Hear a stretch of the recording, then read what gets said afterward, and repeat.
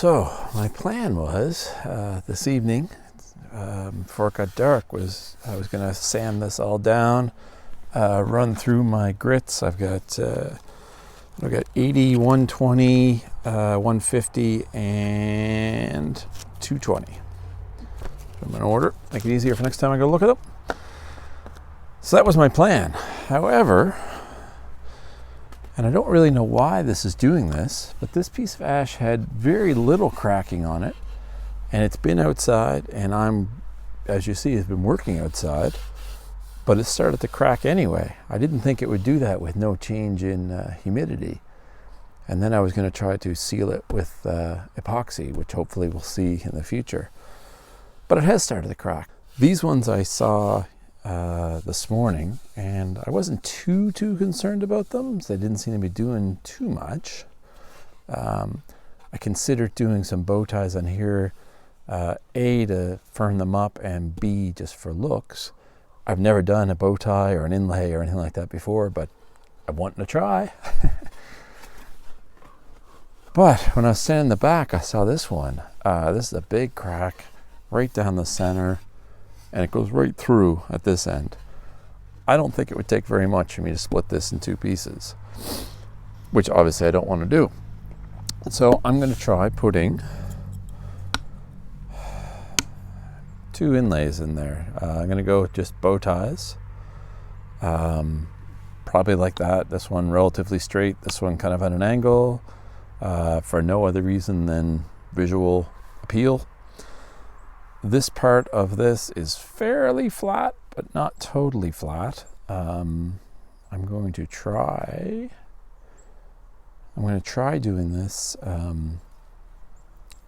with it rounded like this, because obviously when you're doing your first bow tie, you want to make it as complicated as possible. But I'm going to try that. I don't know how I'm going to exactly do that. This is fairly thick. What's that about? I'm just eyeballing it there, 3/8 or so.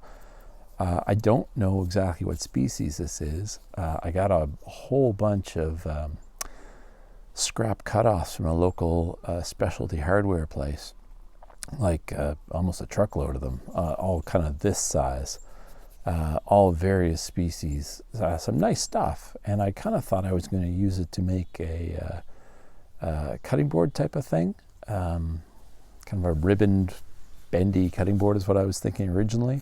I don't know if I'm still going to do that, but anyway, it's a nice contrast to this light colored ash, probably walnut-ish. I'm not very good at telling species apart, but whatever it is, that's what it's going to be. So I'm going to make these 2 pieces that I just kind of randomly cut off the ends. These things are in like about 20-foot lengths, and put them here. See how that works out, and I may or may not do something on the front. I don't know yet. I'm really gonna have to see if I can work around what I already have there. I could inlay over one of those pictures and then recut the lines.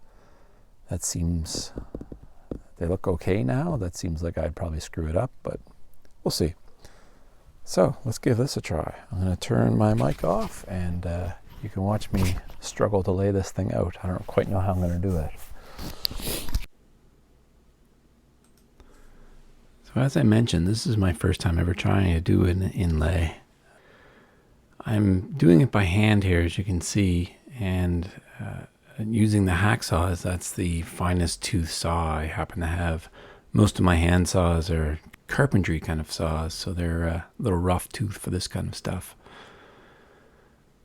You'll see later on I actually do use a new to me bandsaw, which I didn't have here at the beginning of this, so I'm pretty excited about that. I just got that all set up and used that a couple of times. You'll see it later on in this video.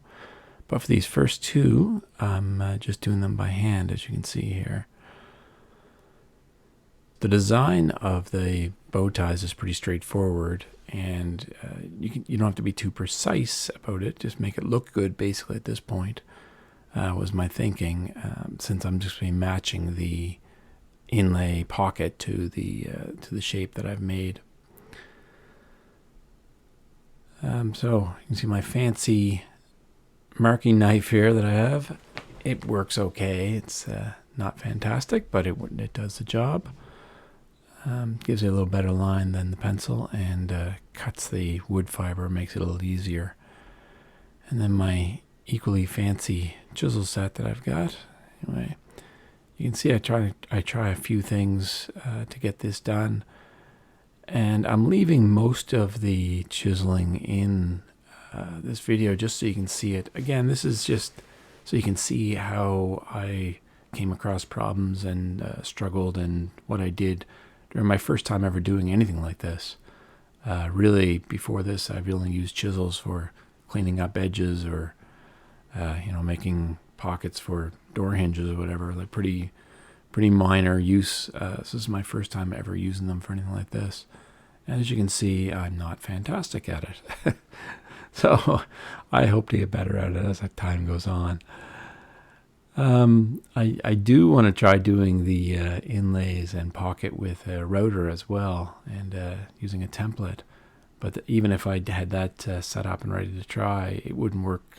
I don't think. I don't think it would work very well on this, as I have to round it back on this. So I think I'd be stuck doing it by hand anyway. But as you can see, I do get it in there, and do the second one. Second one, same as the first one. No big surprises there.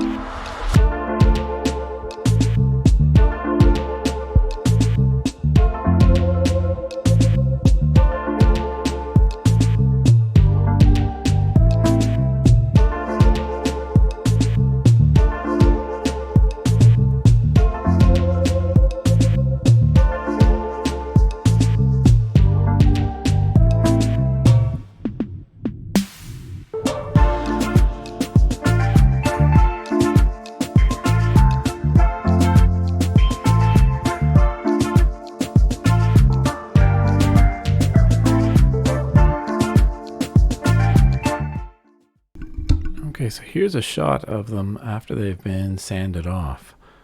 And you can see there's some little gaps in the corners. And one, yeah, I'm pointing them out there. You can see them. There's kind of three that I want to focus on.